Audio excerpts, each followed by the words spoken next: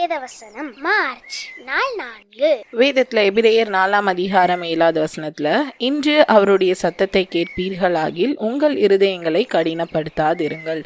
ஆண்டவர் ஒவ்வொரு நாளும் நம்மளோட இடைப்படுகிற தேவனா இருக்காங்க. நம்மளுடைய தேவன் உயிருள்ள தேவன். நீங்க ஆண்டவருடைய பிள்ளையா இருந்தீங்கன்னா ஆண்டவருடைய சத்தத்தை நீங்க கேட்கிறீங்களா அப்படின்னு சொல்லி யோசித்து பாருங்க.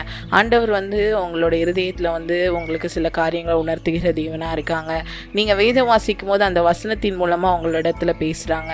நீங்க சில செய்திகளை கேட்கும் போது அந்த செய்திகள் மூலமா உங்களிடத்துல பேசுறாங்க.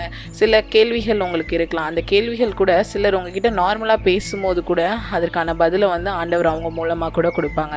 இந்த மாதிரி பல விதத்துல ஆண்டவர் நம்மளோட இடைப்படுகிற தேவனா இருக்காங்க. அப்படி ஆண்டவர் நம்மளிடத்துல பேசும்போது ஆண்டவருடைய அந்த சத்தத்தை கேட்டு நம்ம ஆண்டவருடைய வார்த்தைக்கு கீழ்ப்படினோமா இல்லை நம்மளுடைய இருதயத்தை கடினப்படுத்துகிறவர்களா காணப்படுறோமா அப்படின்னு சொல்லி யோசித்து பார்ப்போம்.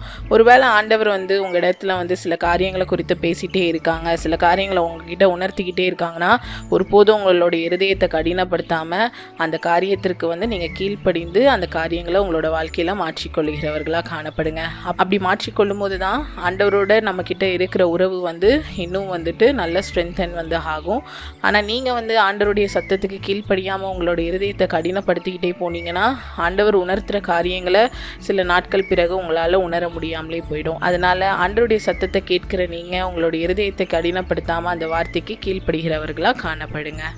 Thank you. Have a beautiful day.